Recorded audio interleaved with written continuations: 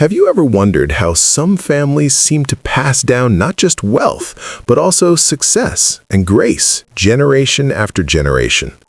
It's not about magic, and it's not just about the trust funds. Often, it comes down to a set of unwritten rules, a quiet philosophy absorbed at the dinner table that shapes a child's character and resilience. It's a worldview where wealth isn't seen as a prize to be flaunted, but as a tool and a responsibility to be managed with care.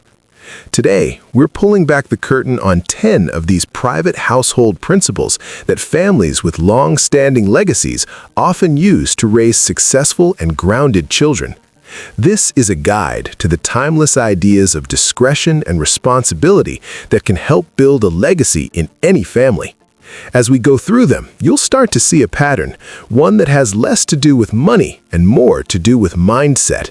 If you're ready to learn the principles that can separate lasting legacy from fleeting fortune, make sure you're subscribed and stay with me because the 10th one might just surprise you with its elegant simplicity. Let's begin. Picture a world where talking about your salary is seen as vulgar, where flashy logos are a social foul, and where a child's most important lessons are learned in how they treat the person serving them dinner. This isn't just a scene from a period drama, it's a lived reality in certain households that have preserved their wealth and reputation for generations. They tend to operate on a different set of social and financial principles, and at the heart of it all is a carefully curated approach to parenting. So, what are these rules? What do they steer their children away from? Rule number 1, never talk about how much money you have. The first and most foundational principle in many old money households is an almost ironclad code of silence around wealth. Children are taught from a young age that money is a private affair. It simply isn't discussed, not how much the family has, not how much something costs, and certainly not how their wealth stacks up against others. This isn't about secrecy born from shame, it's about discretion born from wisdom. In a world saturated with get-rich-quick stories and influencers posting their bank balances, this feels almost countercultural. A new money ethos often celebrates the big win, the score, the visible proof of success. But a more traditional view sees such displays as unsophisticated and, more importantly, risky. Talking openly about money can invite envy, jealousy, unwanted requests, and can warp a child's sense of self-worth. It can attract the wrong kind of friends and create transactional relationships where a child starts to see themselves and others through the lens of net worth. Instead of discussing numbers, conversations are often deliberately focused on what money enables: education, experiences, and the ability to contribute to society. Wealth is framed as a tool, not a trophy. A child might hear about a family's investment in a community project, but they won't hear the price tag of their vacation home. They are taught that their value as a person has zero correlation with the family's balance sheet. This fosters humility and encourages them to develop a character that is valuable on its own merits. A classic example is how a child's questions are handled. If a child asks if their family is rich, one response might be a proud yes. The old money response is often more nuanced. We are very fortunate, and with that comes a great responsibility to be kind and to work hard. The focus immediately pivots from status to duty. Children learn that wealth isn't a personality trait. This single principle is the bedrock for the others because it teaches a child to separate their identity from their possessions, ensuring they build their self-worth on a foundation of character, not cash. Rule number 2, understatement is a form of armor. Building on the principle of not discussing money is the second, the art of understatement in all things. In old money circles, there's a powerful belief that understatement is armor. This philosophy suggests that showing off wealth is not just tasteless, it's a strategic mistake. It invites unwanted attention and risk. Therefore, children are taught to practice restraint in their speech, their dress, and their behavior. This is often seen as a visible differentiator between the cultural archetypes of old money and new money, While one is often stereotyped by the need to signal its new status with loud logos and flashy consumption, the other has nothing to prove. Its position is secure, so the focus is on preservation, not proclamation. They teach their children that quiet confidence is far more powerful than loud applause. Logos on clothing, if present at all, tend to be discreet. You might see a watch that costs more than a car, but only a fellow connoisseur would recognize it. The luxury is in the craftsmanship and quality, not the brand. This isn't about being cheap, it's about being discreet. A family might spend a fortune on a well-tailored suit, but it will be in a classic, timeless style that doesn't scream for attention. Shoes are repaired, not replaced at the first sign of wear, because they were high quality to begin with.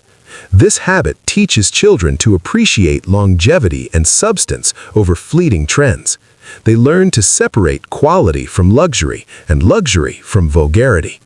The idea of stealth wealth is a core part of this upbringing. Children are taught that their family's resources are a private advantage, not a public spectacle. Vacations are for making family memories, not for creating a social media highlight reel.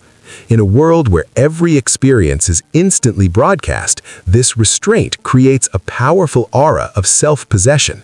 It teaches a child that their life isn't a performance. They don't need external validation to feel worthy. This is why understatement is considered armor. It protects the family's privacy, security, and the child's developing sense of self. Rule number 3. Manners and character matter more than credentials. In an old money household, you'll often find a version of the phrase, manners before milestones. This captures the third unbreakable rule. A person's character and how they treat others are far more important than any degree, title, or achievement. While an elite education is often a priority, the curriculum that truly matters begins at the dinner table. Children in these families learn from a young age that etiquette isn't just a quaint, old-fashioned performance. It's seen as a tool for minimizing friction in human life. It's a set of skills for navigating any social or professional situation with grace. These lessons are drilled into them through daily practice. They learn how to make eye contact, offer a firm handshake, and introduce two strangers by providing a point of connection to instantly put them at ease. They are taught to listen more than they speak and never to interrupt. A crucial part of this training is treating everyone with the same level of courtesy, whether they're a CEO or a member of the household staff. This is a non-negotiable principle. A child who is rude to a waiter will often face sterner correction than one who gets a bad grade. They are taught that respect is a reflection of your own character, not the other person's status. Thank you notes are another cornerstone of this education. They're not an optional chore, they're a mandatory ritual. After receiving a gift or attending an event, a child is expected to write a prompt, sincere note of gratitude. This instills an appreciation for others' generosity and reinforces the idea that one should never take anything for granted. It teaches them that their world is held together by relationships, and those relationships must be nurtured. Ultimately, these families know a secret that others often miss.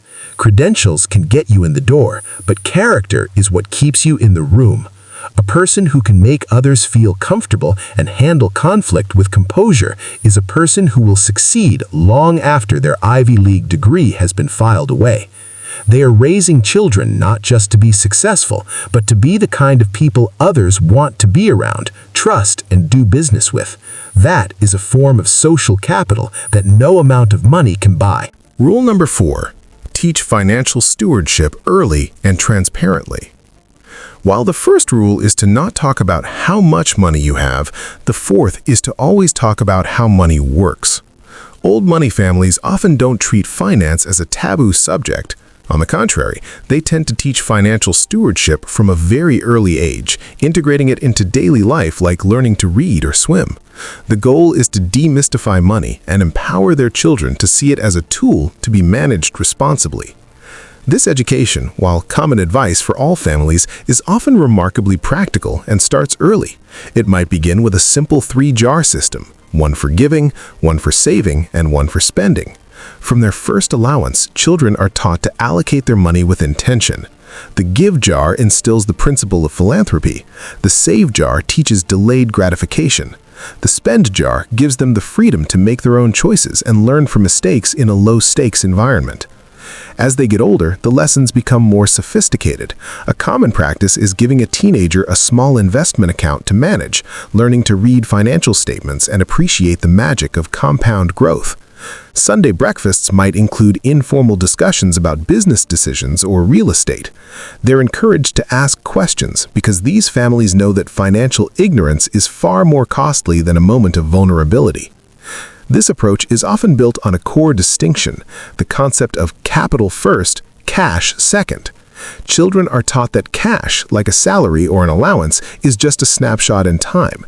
True wealth lies in capital, the productive assets you own, the skills you develop, and the relationships you build. They're raised to think like owners and investors, not just earners and consumers. This proactive education in financial stewardship is perhaps one of the most critical elements in preserving wealth across generations. While there's a famous adage about fortunes being lost in 3 generations, these families are working to inoculate their children against that fate. They're raising them not just to be heirs, but to be competent stewards who know how to protect, grow, and use wealth wisely. Rule number 6. Introduce responsibility and work ethic early. The 5th principle is a direct antidote to the entitlement that can plague children of wealth. They are given meaningful responsibilities and a strong work ethic is instilled from a young age. In these households, comfort is not allowed to curdle into laziness. These families tend to understand that work isn't just about earning money, it's about building character, discipline, and a sense of purpose. This often begins with what are sometimes called stewardship reps, rather than simple chores. A chore is cleaning your room. A stewardship rep is a responsibility with a downstream impact, like being in charge of caring for family heirlooms or tracking household energy consumption to find efficiencies. These are real tasks that connect the child to the larger family enterprise and give them a sense of contribution. As they grow older, the responsibilities expand. They're often expected to get summer jobs, sometimes in service industries, to understand the value of a dollar earned and to experience what it's like to work for others. This provides a crucial dose of humility and perspective. The parents who insist on this are often the same ones who worked hard themselves, and they want to pass on that same drive. A core tenet of this upbringing is that desire requires discipline. When a child wants something, the answer isn't always an immediate yes or no. It's often a conversation about how they can earn it. This process teaches them to delay gratification, work towards a goal, and appreciate the final reward far more than if it had been simply given to them. This focus on work ethic extends to their passions too. Children are encouraged to pursue a difficult craft or sport, like a musical instrument or sailing, not just to accumulate skills, but to learn discipline and resilience through long-term practice. It's about the process of showing up when you don't feel like it and pushing through discomfort. These are the formative experiences that build the grit necessary to navigate life's challenges. All right, we're halfway through our list of these 10 guiding principles, and I hope you're seeing that they're less about managing a fortune and more about building a life of substance. These are timeless lessons in character and long-term thinking that any of us can start to apply. If you're finding this valuable and want to keep exploring how to build a legacy of your own, take a moment to subscribe and click the notification bell. I'm also curious, which of these first 5 rules has resonated with you the most? Let me know in the comments. Now let's get back to the final 5. Rule number 6. Cultivate long-term thinking and generational perspective. If one mindset tends to define families with generational wealth, it's the ability to think in terms of generations, not just financial quarters. The 6th household principle is to systematically cultivate this long-term perspective in their children. While much of the world operates on a timeline of instant gratification, these families are often playing a much longer game. Their decisions may be framed by a simple question: how will this impact our family in 50 or 100 years? This perspective is woven into the fabric of family life. Children grow up seeing family stories not as nostalgia, but as a roadmap.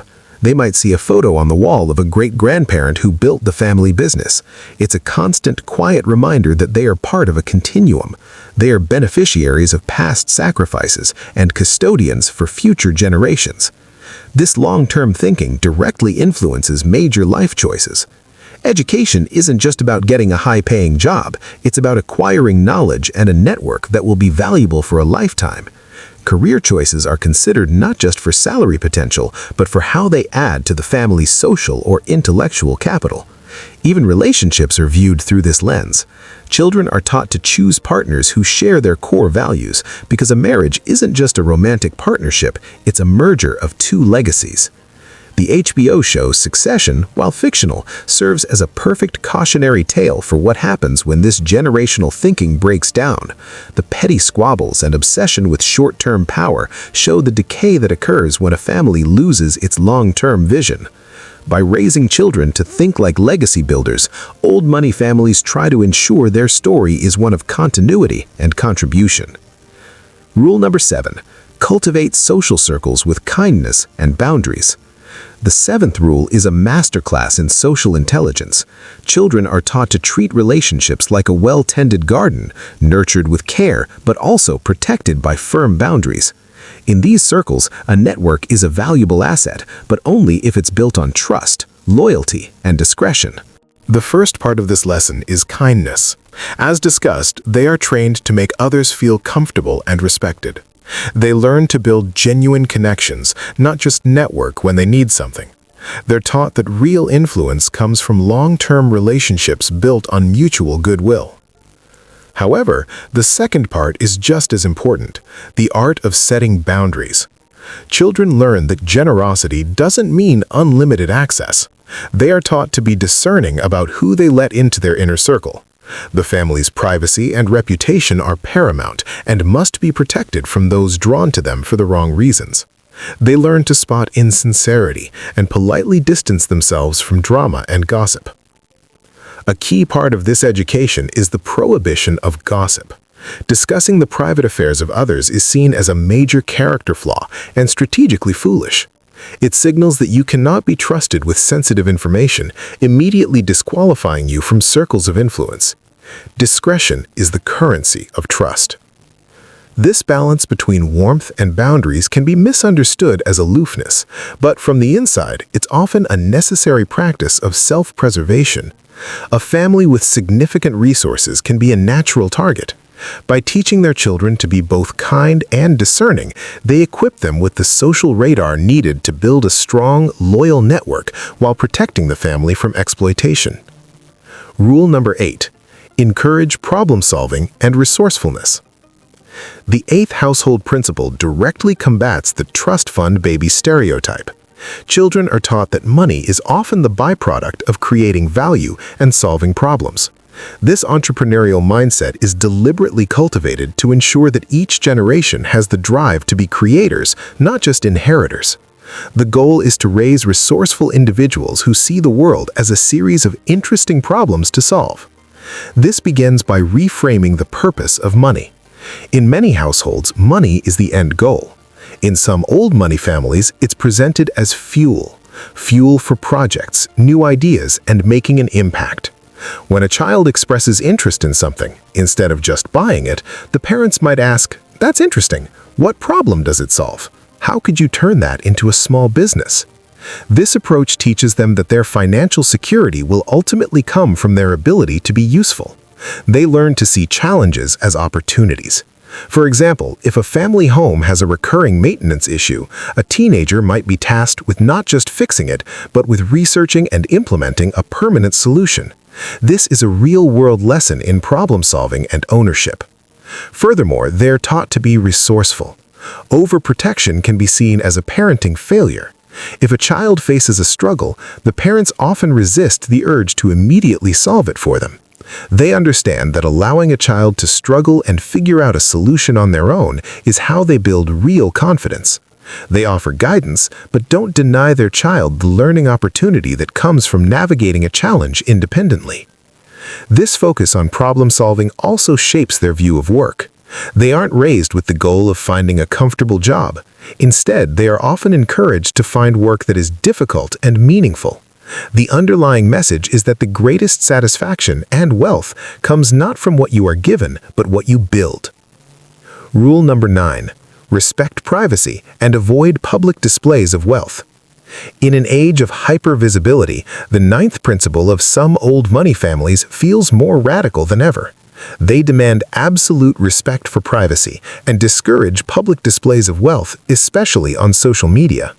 This rule is the modern application of the understatement is armor principle, adapted for a digital world where privacy is a precious commodity.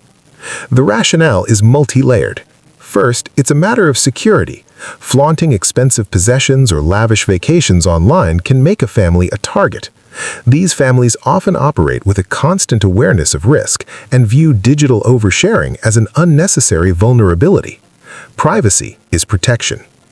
Second, it's about controlling the narrative.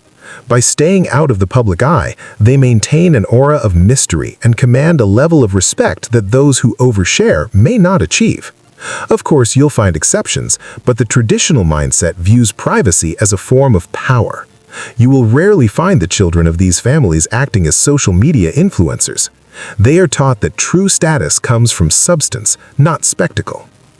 Third, and perhaps most importantly, this rule is about preserving the child's character. By discouraging public displays of wealth, parents prevent their children from basing their identity on external validation. They don't get the rush of likes for a post of a new car. Instead, they are encouraged to seek a sense of accomplishment from more meaningful sources, their academic efforts, their contributions to a team, or their mastery of a skill. This practice teaches a profound lesson, that the richest parts of life are often not for sale and not for show. In a world that screams, if you didn't post it, it didn't happen, these children are taught the opposite. If it truly matters, you keep it private. Rule number 10. Instill a sense of social responsibility and service. The 10th and final principle is perhaps the most profound, as it gives purpose to all the others. It is the idea that wealth is not just a privilege, but an obligation. Children in families with long-standing wealth are often raised with a deeply ingrained sense of social responsibility and the duty to serve their community. This isn't about performative charity designed for a press release. In fact, the rule is often, the gift's moral value drops the moment your left hand knows what your right hand gave. True philanthropy in these circles is often quiet, if not completely anonymous. The focus is on genuine impact, not on getting credit for it. This value is instilled through family rituals. From a young age, children may be involved in the family's charitable activities, such as volunteering at a local shelter or sitting in on meetings for the family foundation. This hands-on experience exposes them to lives different from their own, which serves as a powerful antidote to the bubble of privilege and helps build empathy. One powerful tradition is letting children choose a charity to support with their give money each year. This requires them to research different causes and think critically about where their contribution can make the most difference. It gives them a sense of agency over their philanthropic identity. This sense of duty provides a crucial why for all the discipline they are expected to undertake.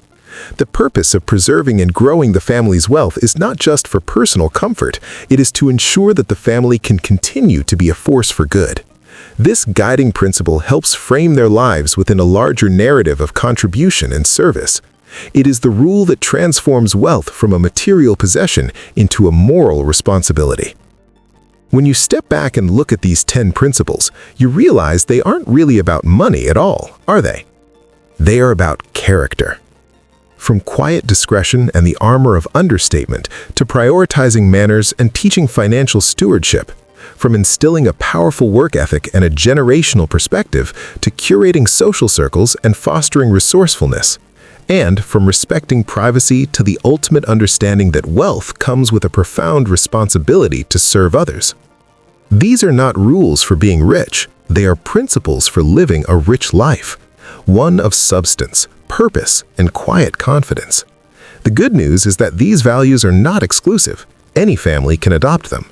You can start today by normalizing conversations about money as a tool, setting clear expectations for manners, and modeling the quiet confidence that comes from knowing your worth isn't tied to what you own. By integrating these silent rules, you can help cultivate children who are not just successful, but grounded, responsible, and prepared to build a meaningful legacy of their own, the truest measure of wealth there is.